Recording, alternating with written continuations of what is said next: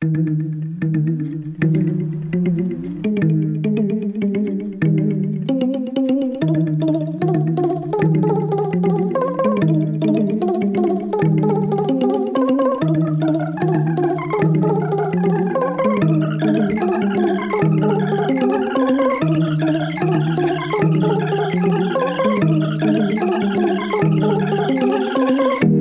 everyone, welcome to the Winslow Food Forest once again.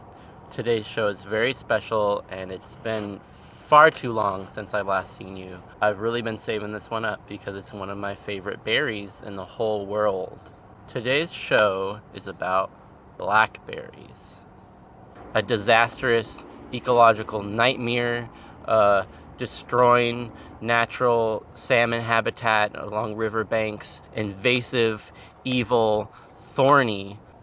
Who in their right minds would even want to eat a blackberry? Why would you eat blackberries? Blackberries are thought of to be a noxious weed, a curse on the land, vicious, brutal, stabbing, violent, devil berries. Sometimes when you're picking blackberries, it's like they try to get you. It's like they're reaching out at you and they're stabbing you. It cut Jesus all up as a crown of thorns, a terrible cursed plant, spat upon by the devil. Delicious, sweet, plump little berries just wanting to feed you, and so sweet and nice, and you make a juice out of it, or you make a jam or a compote, and you pour it over creamy things and custards. It's delicious. You make gelatos. You make blackberry lemonade, blackberry limeade, blackberry juice. You can just drink blackberry juice. Though blackberries are found all over the world, much of the folklore that's available to us comes from Europe. The blackberry in Christian symbology often represents remorse, regret, ignorance, a fall from grace. There's lots of references to blackberries being sort of like dangerous plants that you should really watch out because the devil is just right around the corner. Lucifer, the fallen angel in the Christian religion, was thought to have fallen directly into a blackberry bramble. The story goes that with Lucifer's great descent into earth, he landed straight into a blackberry bush, and before he did that, they were pretty and red, and there were no thorns, and it was like a really nice plant. And then Lucifer fell into the bramble, and he got so mad, he was already really mad, so he spit on the berries, and he gave them the color of blood, the dark, like iconic blackberry color. And the thorns came, and it was very unpleasant ever since then. You can see this played out after Lucifer's great fall, that with every year the berry starts out red, and then every season it gets darker and it swells, and it's thought that Lucifer himself is entering the berries. There are old traditions in Europe where it says that whatever you do not eat blackberries toward the end of October, early November, because the devil every year comes back and curses them and makes them dangerous and poisonous for humans to eat. In some areas, to stop harvesting at a certain point is basically like an offering to the devil. So like, here you go, don't fuck with our crops and stuff, like let us be, you can have these blackberries. Which makes a lot of practical sense for humans too, because after that time, you'll probably be eating like gross, wormy blackberries. It's way beyond past the season that you should be eating them. You probably will get sick if you do that. You'll get the devil worms. And alternately, witches were thought to ruin the late harvest of the blackberries. Even in Greek mythology, pre-Christian Greek mythology, there was a hero named Bellerophon. He was thrown straight into the brambles, just like Lucifer, when he wanted to ride Pegasus to Mount Olympus. After that happened, he was blinded by the thorns, and he wandered as an outcast, lonesome, forever. There's a lot of spooky symbolism from European culture surrounding the blackberry plant.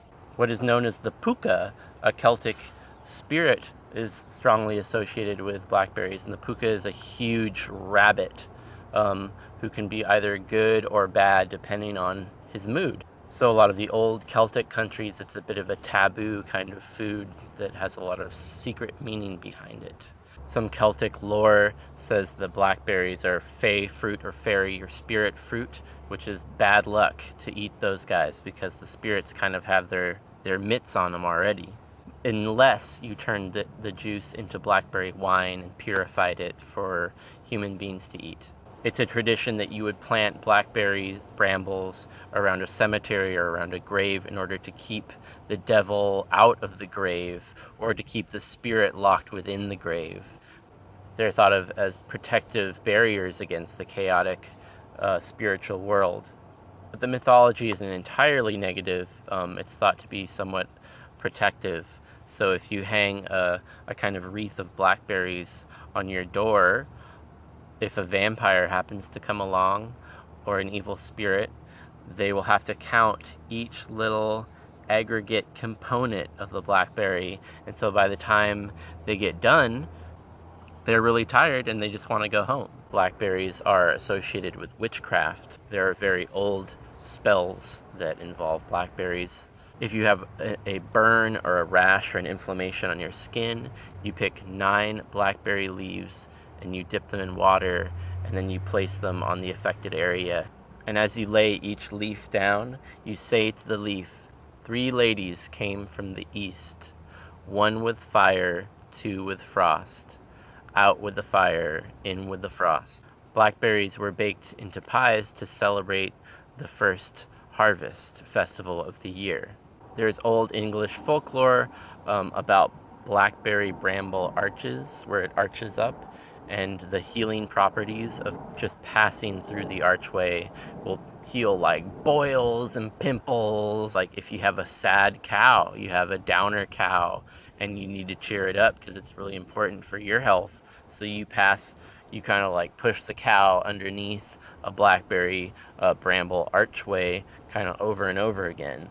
The species of blackberry that dominates North America is known as the Himalayan blackberry. It's actually from Armenia and Iran, was brought over by a man named Luther Burbank in the late 1800s. He was a very famous and respected man.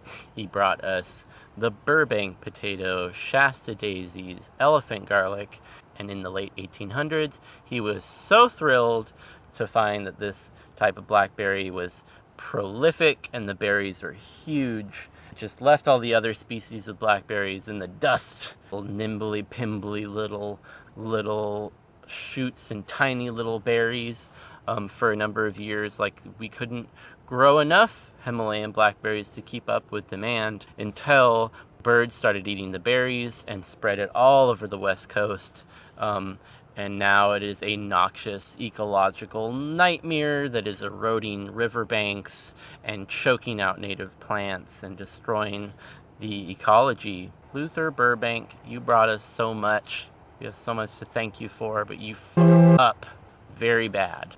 Bringing some like modern science into the mix, we know that blackberries are like really actually very good for you and have certain acids that fight against oral bacterias and infections. The darkness of the juice signifies that it's loaded with antioxidants. Studies involving rats have showed that it's increased like motor control and short-term memory. It makes the rats live a long time and very youthful rat. Are you menstruating? Blackberries are really good at helping your body clot blood.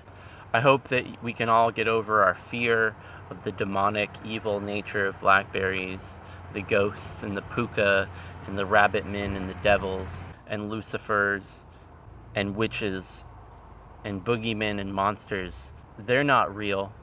They are real, but I hope that we can all get to know them really well until they aren't so scary anymore. And the blackberry itself is a delicious fruit. You'll enjoy it. Your whole family will enjoy it. It's very good for you. It's very healthy. Go and pick some blackberries.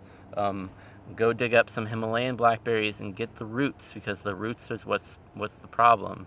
Don't go planting Himalayan blackberries in areas that you're not going to tend to. Either it's going to totally destroy you and your ecology, or if you tend to them and understand them and and offer gifts to them, then they can actually treat you really well, and it makes you more powerful and stronger than you were before. I'm Nicholas. This is The Boring Cooking Show. Until next time, thank you for watching.